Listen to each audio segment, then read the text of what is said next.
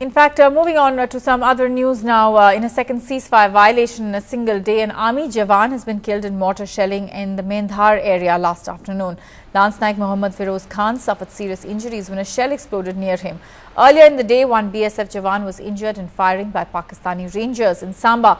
Now, this is the 8th ceasefire violation reported in just 1 week.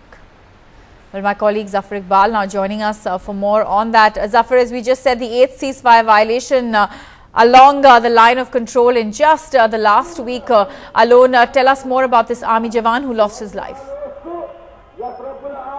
Well, the ceasefire violation took place in Balakote sector, where the army Jawan lost his life. Basically, there was firing going on at multiple locations in Poonch yesterday, in Mendhar, in Balakote, and in the evening, in the exchange of fire, this Jawan lost his life. Basically, there was small arm firing and mortars being fired from Pakistan. The army says that they were retaliating in equal measure.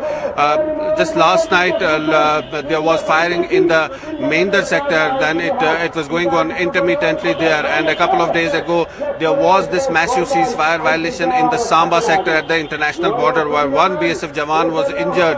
So clearly what we're seeing is a spurt in ceasefire violation, not just at the line of control but also at the international border, and there are solid inputs that militants are not just targeting the line of control but also the international border for infiltration. Army sources telling us that there are still 40 training camps for militants across the line of control, and they're making desperate bids for infiltration just before the winter sets in and snow blocks the passes. Bani?